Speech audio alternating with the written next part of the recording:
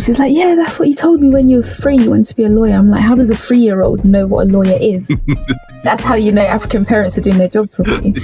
When I see someone who is blind walking along the platform with their stick, I'm thinking to myself, oh, you're like literally half a yard away from the edge of the platform. But forgetting, this person probably does this every single day. I don't know if I should be controversial here. You know what? Come on, man. Talk the thing, man. I'm done. I'm done. I'm done. I'm done.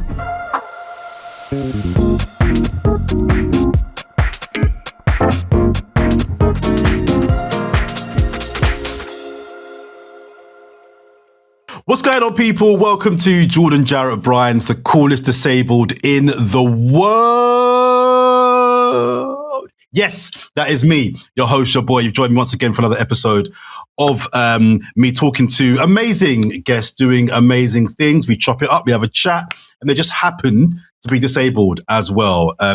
Not the most important thing of these individuals, but an interesting element of their makeup nevertheless. And I want to just kind of caveat this next bit with my guests here because we're both from South London, right? So I want to make sure, first of all, there's no I'm from the good part of South London. She's from Lewisham, right? So the bad part, right? But we'll move on, right? We'll move on. I want to make sure, Jessica, that there's no drama here. There's no inter-South London beef going on. We want to have a nice chat. There's no drama, right? Is that right? Well, before I can even say whether that's right or wrong, what's the good part of South London, according to you? Well, you know, I'm from Brixton, Brick City. You know what I mean? I'm from B-Town. I'm from the good part of South. No? No comment. You're not having it? No comment. Wow. No okay. comment. All right. It's going to be spicy. We're going to have problems there, I can tell. But you know what? I can manage that. I am joined this week on the podcast by Jessikah Inaba. Is it Inaba or Inaba? I don't get the pronunciation correct. Inaba. Okay. Jessikah Inaba on the pod. Thank you very much for joining me this week. I have been running you down for weeks and for months trying to get you on this podcast, but you are so busy, so hardworking. You missed all my emails and all my DMs, but it's fine. It's cool. It's fine. I've got you eventually, and I'm very, very, very happy about that. Jessica, we're going to go through what it is that you do and all the amazing things that you have done. But the way we kick off this podcast normally is I ask all my guests what their coolness number out of 10 is, right? So I'm the coolest in the world. We've established that, right? So I'm obviously an 11, but I want to ask you what yours is, right? So I'll kick off with telling you why I'm the coolest, right? So I used to play wheelchair basketball for 25 years. You know, I played in Italy for 5 years professionally. I played for Great Britain. We ain't got to brag about that too much. I used to DJ for about 8-9 years globally, you know, but that's just fine. I work on television. I'm a great journalist on TV. I've also got like great friends, you know what I mean? I do some cool things. I live on the good part of South London. I'm dope, right? I'm super, super cool. That's the bar, right? That is the bar. So over to you now. What do you think out of 10 your coolness number is? What a question. Coolness number. I'd say I'm a very anti person. I'd say 6. Okay. Six is good. I personally know you to be higher than that, but I respect the fact you're playing it down. I kind of rate that. But we'll start with 6. And then we'll come back to that at the end of the pod.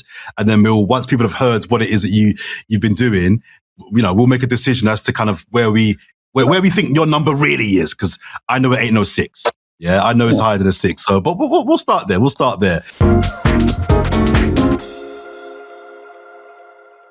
So, I mentioned that you are from South. You're from Lewisham, but what I think really put you on my radar, Jessica, is the fact that you are a barrister.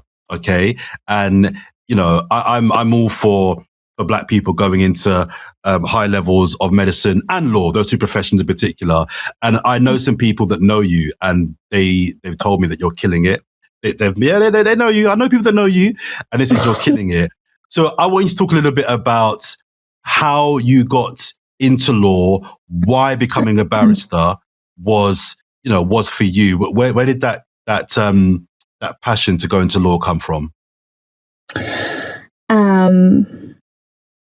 How I got into law, I guess, it's really weird. I think I've always known that I wanted to become some sort of lawyer, perhaps not specifically a barrister, but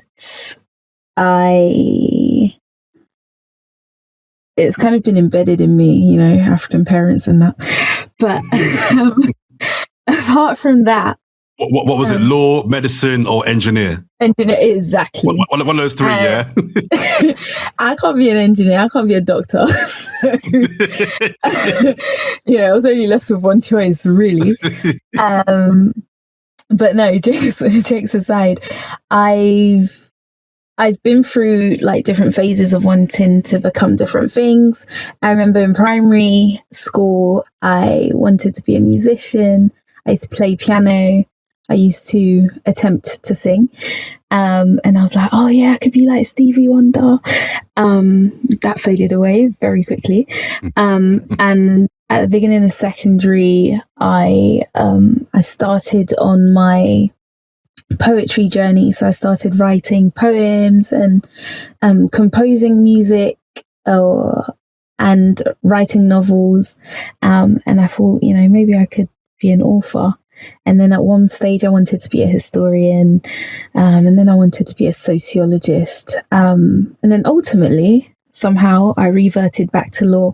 And I say reverted because there's this doctor that I used to be under her care from the ages of 18 months to 3 years old. And my family lost touch with her. I was no longer under her care. But once I turned 18, she was delivering a very special lecture at Oxford Brookes University, and she tracked down my family somehow and reached out to us and asked if we could come and attend her lecture. My parents couldn't at the time, but they said, it would be a good idea for me to go. So I went to meet this lovely doctor, but she was practically a stranger to me because the last time I saw her was when I was 3. And the first thing she said to me, she's like, oh, hey, Jess, do you still want to be a lawyer? I'm like, what? She's like, yeah, that's what you told me when you was 3, you wanted to be a lawyer. I'm like, how does a 3-year-old know what a lawyer is? That's how African parents are doing their job properly. So I guess it's always been in me that I wanted to become a lawyer. Deciding on what type of lawyer I wanted to become came later on down the line. I didn't actually know that I wanted to be a barrister until the last year of my bachelor's law degree, because I didn't actually know the difference between a barrister and a solicitor and a paralegal. So it was a huge learning curve for me. And once I had understood the differences, I explained the differences to my parents, and they're like, well, you know which one to do. I was led down the path. It wasn't an easy path, but it's rewarding once you actually pass the bar. No doubt. We're going to get into all of that. And something I've deliberately not mentioned, the fact that you are blind, because I wanted to lead with what it is that you do and the dope thing that you do for your job. And that may, when I mentioned, engineer, doctor or law, as you then rightly mentioned, the other two might have been an issue. It might have been difficult to be a doctor or engineer. And also your Stevie Wonder reference as well for those listening and watching. First of all, a barrister. What actually is a barrister? What's the role of a barrister? Because I know nothing about law. I'm cool, but I'm not very smart. So just talk us through what your job actually is. Well, the way I've heard it described in the past, or the analogy that I've heard used to describe the difference, say, between a barrister and a solicitor is by using the analogy of a GP and a doctor. So a general practitioner would normally be your first port of call. If you have an issue, you'd go and see your GP and explain the issue to the GP. And that can be likened to a client going to see a solicitor. And it's then the solicitor's job to collate evidence and make sure that the paperwork is in order to basically create the case bundle. And then a solicitor would pass that on to a barrister.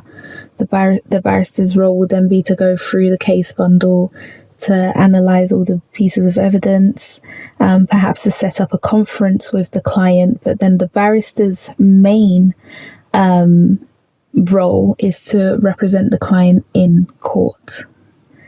So that's what barristers do. So solicitors do a lot of office-based work. That's not to say that barristers don't do office-based work as well.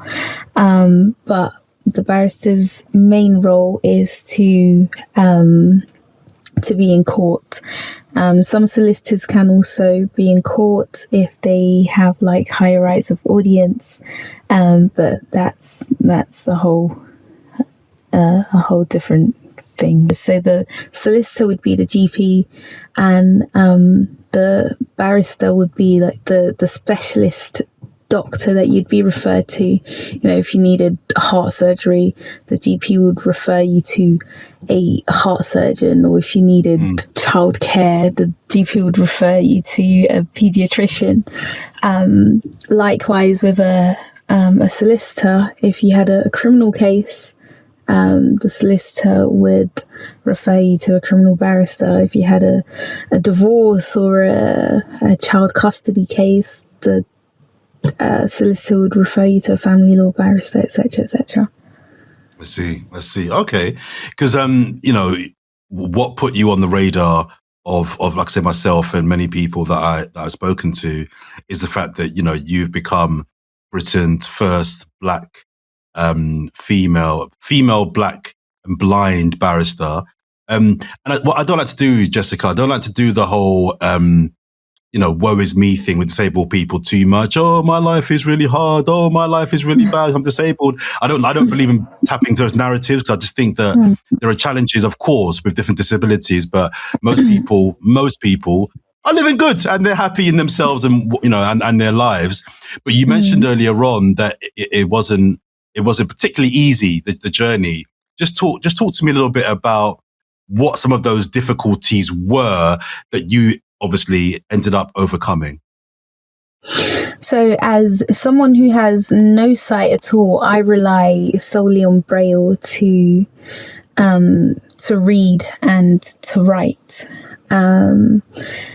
I can use screen reader software, but this is going to sound really silly, but I'm a very visual learner in the sense that I need to feel the information in order to retain it.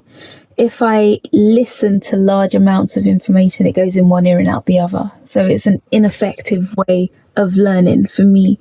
So I need to be able to personally read what I'm learning as opposed to listening to it. During my university life, the university struggled to obtain the relevant materials and textbooks, and just any learning resources in Braille, which obviously made things very hard for me. So I had to improvise, rely a lot on my peers to send me their preparatory class notes, to ask my lecturers to read out everything on the slides, and I would record every lecture and then type them out verbatim to create my own unique revision packs for each module to ensure that I had sufficient information to be able to go into an exam and sit and pass the exam. And even that was difficult exams, because sometimes I would go to an exam and there would be no Braille paper, or I'd have the wrong Braille paper. And it was a roller coaster, but it paid off in the end. And Jessica, how do you feel about the kind of moniker, if you like, of being labelled Britain's first female Black blind barrister?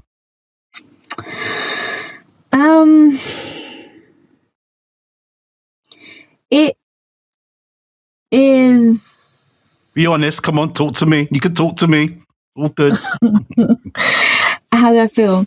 I mean, I like the fact that my story has been able to inspire other people with various difficulties globally, and to motivate them into achieving their best. So I've received a lot of positive messages from people all over the world, kind of saying thank you for sharing your story, because through you I found the motivation to do XYZ. And the label is important for me to be able to show other people that anything is possible if you put your mind to it. My experience of university, on the face of it, I shouldn't have been able to qualify if I didn't create innovative methods to tackle the issues that I was facing. Because imagine you're a student and you've paid your tuition fees, you go to your lectures, but you don't have any of the textbooks and you don't have any of the preparation materials. You don't have any of the learning resources or the handouts that are given in class. You're basically you're being set up to fail. And that's what everyone else saw. But I had a vision, no pun intended, and I was out to realize my vision, and only I could do that. Now, there are blind barristers in the UK, but a lot of them work in a different way than I work. A lot of them use audio methods and screen readers, and didn't pass the bar using Braille. Now, because I choose to rely on Braille solely, it was very difficult for me to obtain and retain the information that I needed in order to pass the bar. Going back to the label,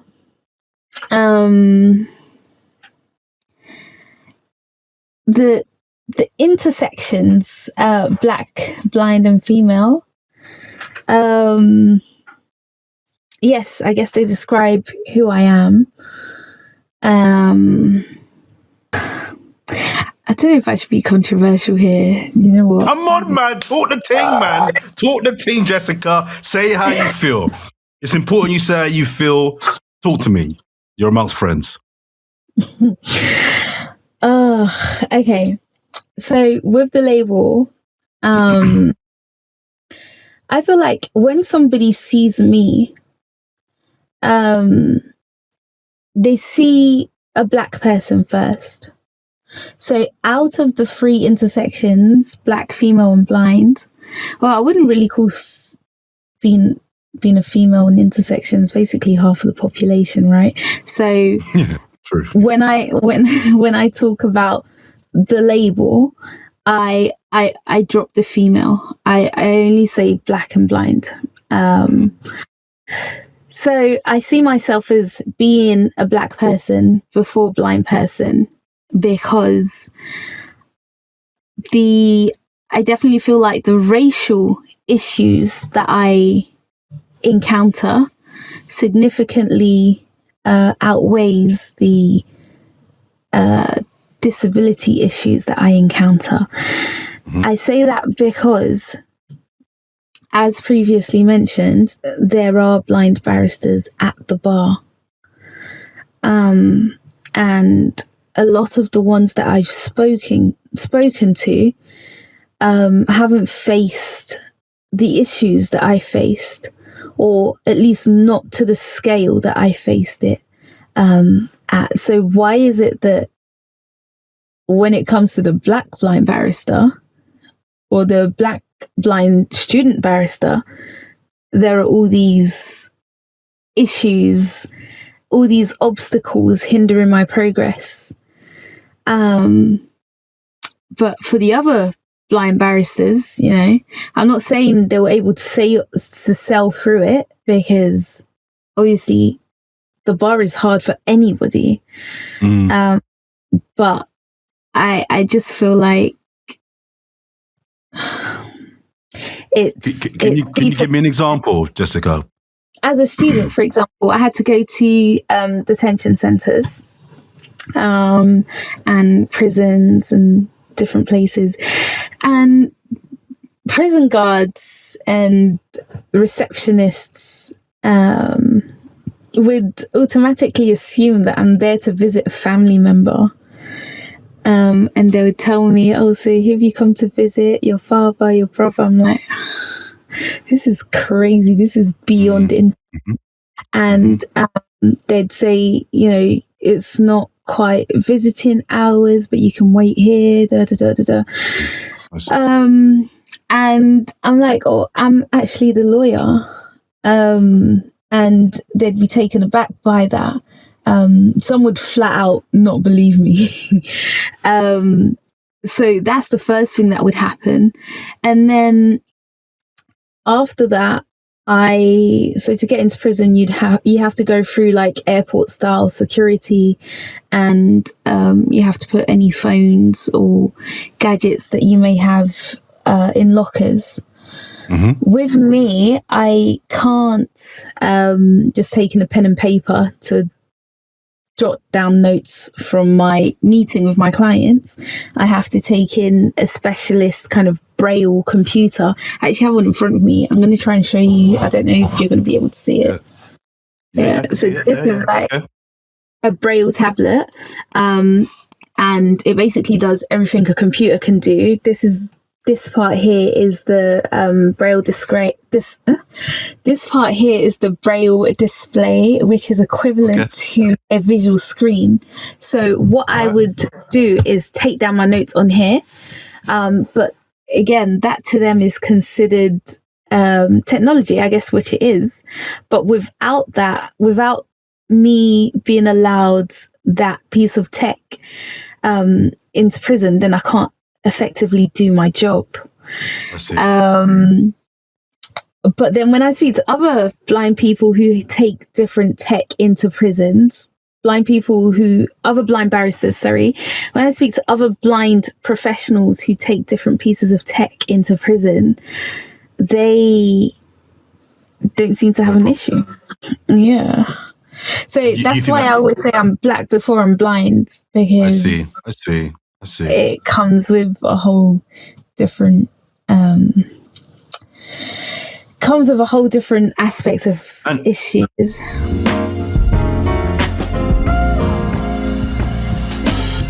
Talk me through, Jessica, like what does a typical day, every day look like for you? From, you know, you get up, brush your teeth, when you go to work, well, what's a day as a barrister like for you? Well, at the minute, I'm actually focusing on my PhD, so I'm not doing. I'm not actually doing a lot of legal work at the moment. I'm conducting research in a few different areas. So I'm conducting research in family law and looking at how the English judiciary and legal professionals and social workers discriminate against low-income families with regards to child custody, child protection, and adoption. And I'm also, my favourite one is actually conducting research on Congolese refugees in African refugee camps. So I am Congolese. I'm from the Democratic Republic of Congo, and I took a deep interest in their Congolese people's migratory experiences and the way they are treated in their host countries and throughout their migration journeys. So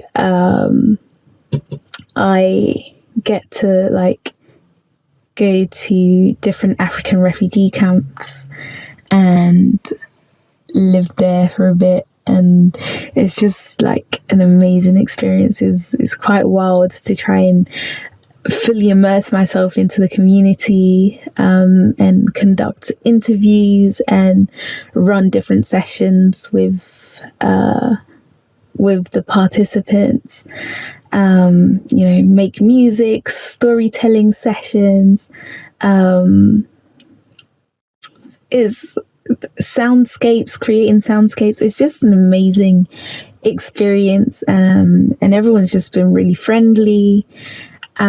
So right now all my legal work's on the back burner because I've been on academia. Yeah, exactly. Total left field question here, but you mentioned that you're from Congo.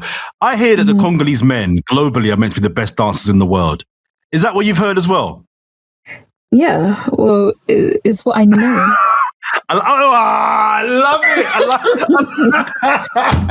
I love how you said that.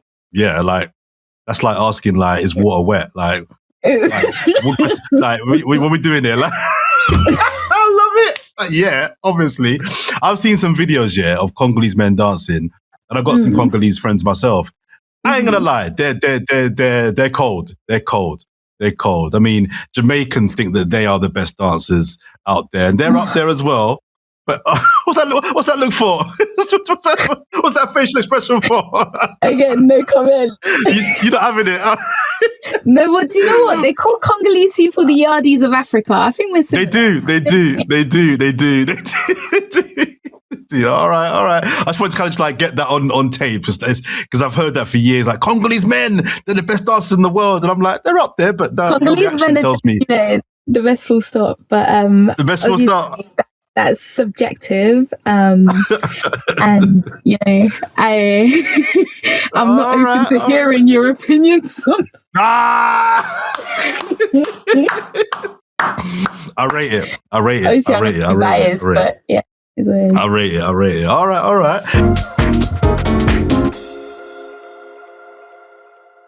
And just last one on regards to your legal profession. What's the ambition? Where do you see yourself? Where would you like to be in the next 5 to 10 years? I know it's a bit of a generic kind of cliche question, but I'm genuinely interested, especially bearing in mind you are blind. You're breaking ceilings all over the gaffer out here right now. So what ceilings are next for you to break?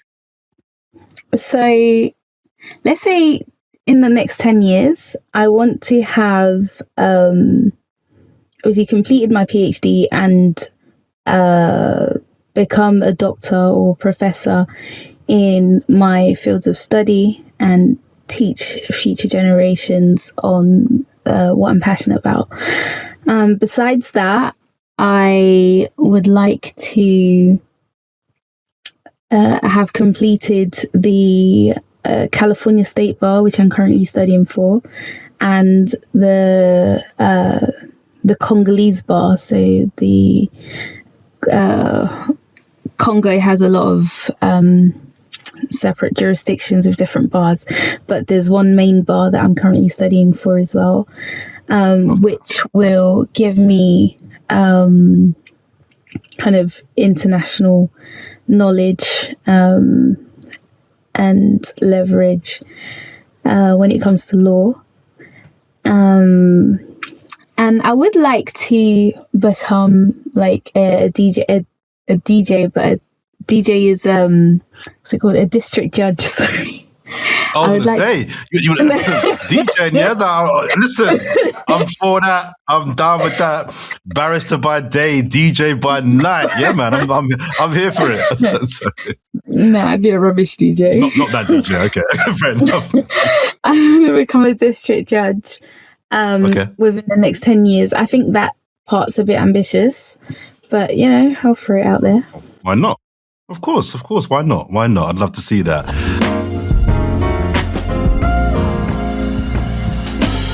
And for those that don't know, you're not just a legal specialist. You're a model as well, because many people that weren't listening or watching this don't know that you be British Voguing it out here. Like, I've done some great things in my lifetime, right? But I ain't been on British Vogue. You know what I mean? That was, when I saw that, I was like, yo, this is getting a bit too close to my level of coolness now. This is uncomfortable for me, yeah? Talk to me about how British Vogue came calling and what that whole experience was like for you. British Vogue was really fun. It was actually a really nice experience. I had 2 days of pampering, basically. Hairstyling, makeup artists, sorting me out, and it was a really great experience. So a lady from Vogue reached out to me via LinkedIn and explained that they are doing this project where they want to make their the magazine more accessible for people with different disabilities, specifically people who are visually impaired and blind, and they feel like I would be able to assist them, etc., etc. And I was like, yeah, British Vogue, of course. So that was a great experience. And the issue that I featured on, which was the May 2023 issue, actually was their inaugural Braille issue that they did. So that was their first Braille issue. So it was nice to actually be a part of that as someone who advocates for the use of Braille and someone who pushes for Braille to be actually taught on the national curriculum as a language to children, because Braille was very easy to learn. It was a privilege and an honor for me to actually be a part of that watershed moment. That's amazing. Yeah, and the photos were amazing as well. You look great. You looked great, and you look cool. It was big up on that one. Can I just also mention, and I'm going to embarrass myself here massively, but hey ho. I only realized about 4 years ago, those nipples on the pavement by the traffic lights, right? I only realized, therefore, what are they called? What are they called? They're called nipples. I thought they're called. Someone said they're called nipples. What are they called? I don't know. Not nipples. I call them nipples. They're like nipples. All right, sorry. Those small little bumps by the pavement, by the traffic lights. I only realized 4 years ago they're for blind people.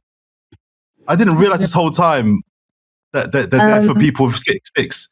Didn't realize. I mean, they are very helpful when I'm traveling, because I would have been licked down by a bus by now. But I've been told that as well by different people, but I didn't know that as well. But it makes sense that, I just took it for granted that it was there. Because listen, I'm sorry, I'm big 41 years old, and up until 38, 37, all this time I never knew why they were there. I never knew. I didn't know, but now I know. Now I know.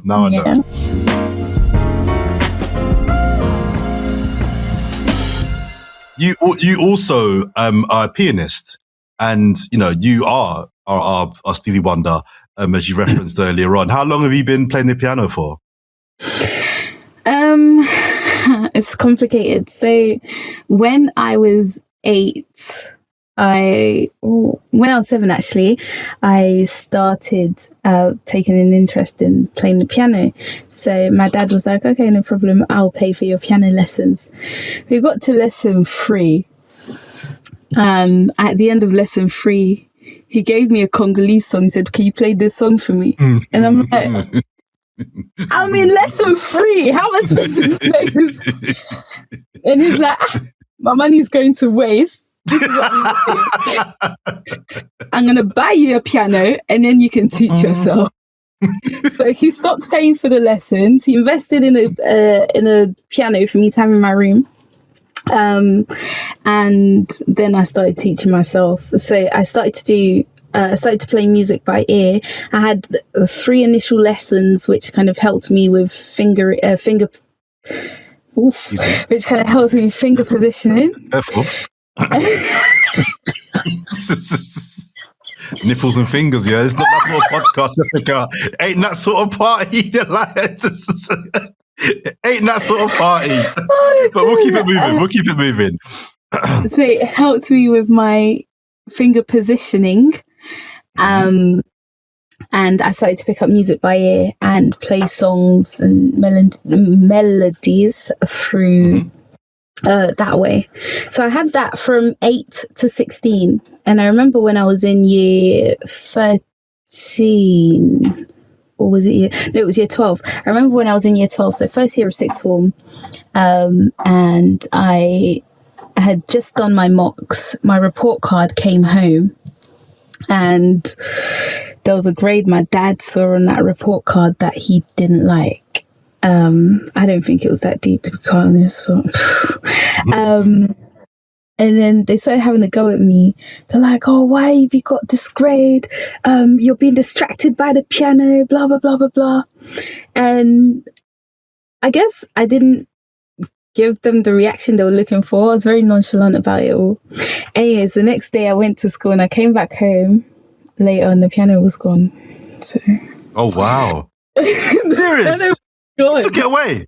Yeah. So he's like, that's apparently, according to them, that's what was distracting me from my exams or from getting my grades up. Okay. Anyways, long story short, when I graduated, when I qualified as a barrister, they bought me a piano again. So nice. So like now you can play to your heart's content. You can play all you want. And what? So are you really good then? How good are you? Nah, I'm not good. I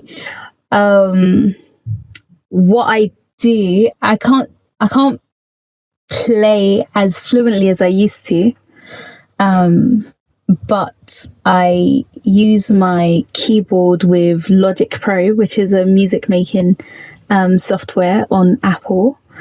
So I use my keyboard to kind of compose music that way, as opposed to, being a Beethoven. Yeah. And I rate that. My brother plays the piano. Well, he used to. He started taking lessons when he was young. He started lessons when he was like 6. Wow. And yeah, my mum bought a piano for him as well. And he had lessons for like 10 years. And I don't know if he probably is still proficient, very, very good. Nice. I had lessons for about a month and then I actually enjoyed it, but I didn't enjoy it enough to want to kind of have, do you know what I mean? Go through lessons. It was like, okay. Now my mum was like, listen, if you're not serious, these lessons aren't cheap. So let me know now so I can exactly. I was like, you know what? It's fine. We can wrap it up there, Mum. It's fine. It's all good. At the minute, I'm actually trying to learn guitar. Guitar? Yeah. I was going to say, you may not know, another subjective opinion, but you can look this up for yourself. Congolese people are actually the best guitarists. Here we go. Congolese people are the best at guitars. Yeah, we literally are. It's our instrument in the best dancers, best guitar. We invented the iPhone, where we are the best cooks. Talk about iPhone. The coltan that makes your iPhone battery comes from Congo. Without us, you wouldn't have your iPhone. All right, here we go. Just saying. Just saying. Anywho, that's actually factually, so I'll give you that one. That one is true, so I'll give that one. No, fair play. I was going to say, just it's interesting because thinking about going back to the piano, I guess the pianist said to me when I remember when I was when I was in my early first few lessons, I remember her saying to me, the best way to learn to learn to play the piano is to close your eyes. It's to you're not supposed to look obviously at the keys. Do you know what I mean? So in some ways, I imagine the feel and the sound, I mean, please correct me if I'm wrong here, but it must be heightened for you. So therefore slightly easier for you to learn the piano because you've got nothing to look at. Is that correct? Do you know what? I can't even answer that because I haven't had anyone else's senses to compare. Yeah, true. What I can say is that I use my senses in a different way to other people's, meaning that my senses are more likely to be enhanced to certain cues. Sure. But I can't say I don't know. No, it's you're right. It's you can't compare it to anything else, so you wouldn't know. You know what we need? We need a sacrificial lamb. If you have anyone that wants to turn flame. We do. And then, yeah, you're right.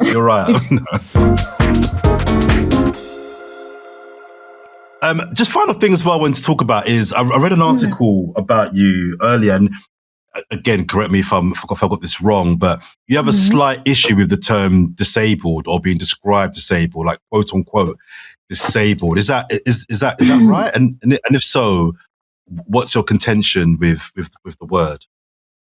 What article's that? Disabled. I mean, it's not that I have a contention with the word. It's just that it's like the word normal, right? How do you define normal? It's a social construct.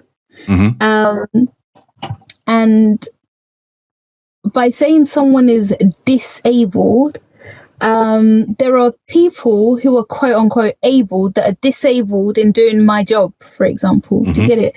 So what are the qualifications of disability or of being disabled, you know? I feel like there should be a better term for it. But then, having said that, I haven't come up with the better term, so we've got to use what's Fair point. Lewisham, talk to me about Lewisham, because I've got my thoughts on Lewisham, but you lived there, so a little bit. Talk to me. What was life growing up for you in South, and just talk me through your upbringing and your childhood. So I was born in Lewisham Hospital, second floor. I grew up in Grove Park in Hither Green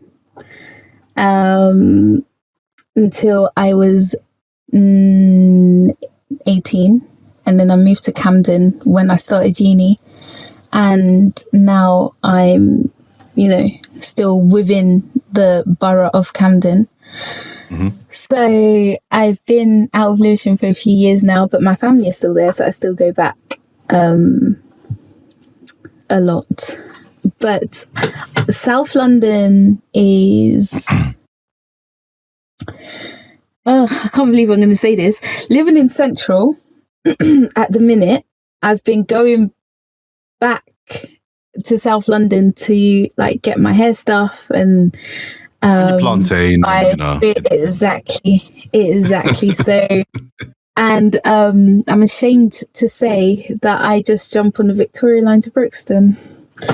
There you go. You see, this is what we're talking about. You know where it's at, man. Come on, Jessica. It's just convenient. It's just convenient. No, Brixton is a vibe. I can't lie. Brick City. It's a vibe. But yeah, South London is a place. It's a homely place for me. It's really weird because when I read some articles or when people send me articles about myself. And some articles say that I'm from Camden, born and raised in Camden. I think even Vogue said I was born and raised in Camden. Oh, no, disrespect. Honestly, Disrespect. Where did you guys get that information from? Nobody spoke to me. Nobody actually asked me. I'd sue. Yeah. I know someone.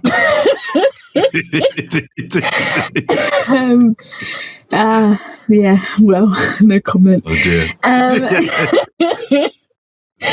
So, yeah, South London's very homely. So no matter where I am in the UK or in London itself, I'll always go back to South London for the basics. Of course. So, yeah. Nice. Love that. Listen, Jessica, I want to get you back on because there's so many things that I want to talk to you about that we've run out of time to discuss. But our final question is a question that we ask all of our guests on this podcast, which is in fact, there's two. I'll let you choose which one of the two. Either what's the stupidest question somebody has asked you in relation to your disability, or what's your disability ick? I'll go with the first one. I've got so many examples. So many examples for the first one. So I remember one time I was sitting on the train, minding my own business. I had my AirPods in. I was listening to a good song. And What song? I don't even remember. I just know that I was in the zone. You were vibing. All right. Exactly. All right.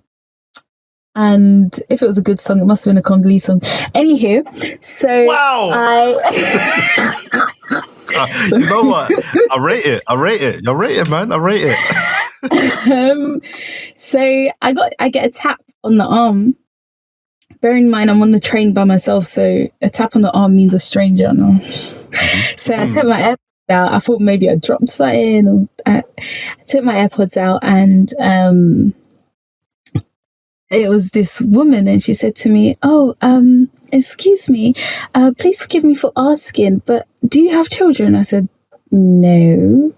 And she's like, okay, well, do you plan to have children? I said, maybe, hopefully. Why? And she's like, well, I want to know, when you have children, how are you going to push the pram and use your stick at the same time? And I'm like, I'm done.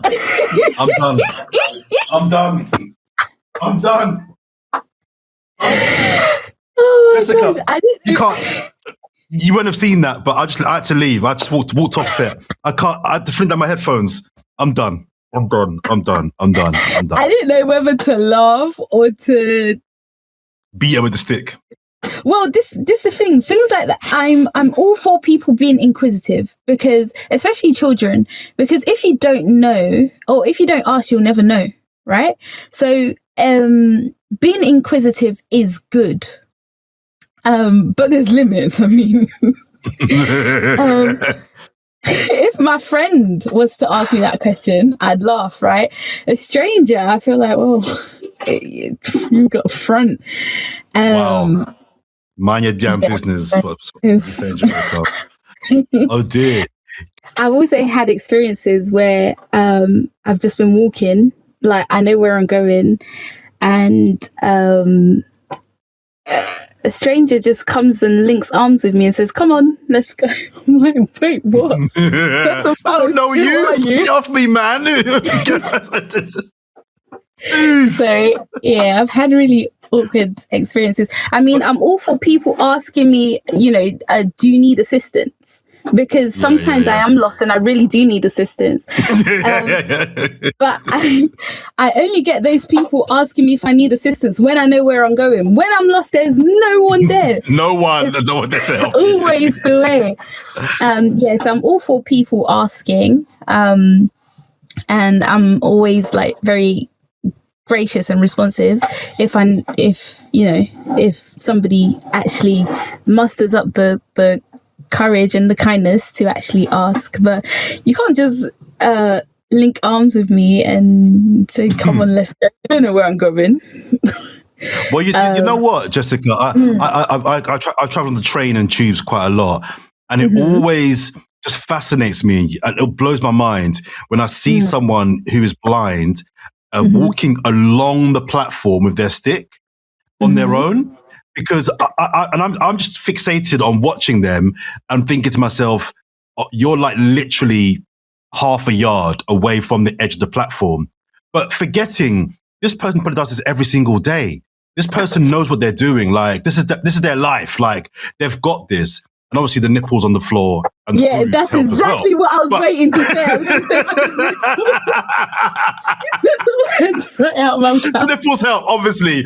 But whenever I see someone at the train station just walking along the platform, I just get nervous. And I'm just like, I don't know if that's patronizing or if that is just me being genuinely concerned, but I will just watch them thinking, I need to watch and make sure that you get to where you need to get to on that platform, because you're walking too close. I mean, I get nervous when people that can see walk too close to the edge of the platform. So if someone that's visually impaired or blind, I'm just watching, but like I say, forgetting this person probably does this twice a day for the last 10, 30, 40 years. They know what they're doing. It's just, that's their life. They know what they're doing. But yeah, for me, it's just like, it just fascinates me. Just, yeah, I'm fixated on watching people like that.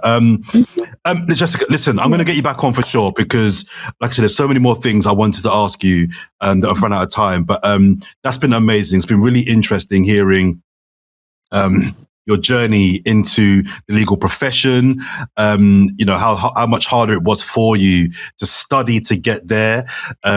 Obviously, I've been schooled on Congo being the best country on the planet over the last 30 minutes. You got it. Model, pianist. Yeah, man, it's just all greatness coming out here. So what we do is we come full circle. So you said to me at the start that your coolness number was 6, right? You said 6. You said 6, right? I don't. I'm not having that. I'm not doing this fake humble thing. I think we're looking at a 8.5. You know, I think we're looking at 8.5, which is super high. An 8.5. Just let me tell you, like I'm the bar, right? I'm in this thing. I'm the bar. I'm the 10. So 8.5, you're cooking. You are cooking. That is really, really high. I rate you so highly. I think what you're doing is amazing. I really hope you do complete. In fact, I know you will complete your masters and go on to achieve all the things that you do in the legal profession. Big up yourself. Keep doing what you're doing. Flying the flag. I'm going to visit Congo soon. I've been to many applications. Yes, you should. I'm going to go. I got a bag of Congolese friends as well. So. Amazing. Please do. Please let me know where to go, because I'm due a visit to Congo for sure. But listen, thank you very much for coming on the Coolest Disabled in the World.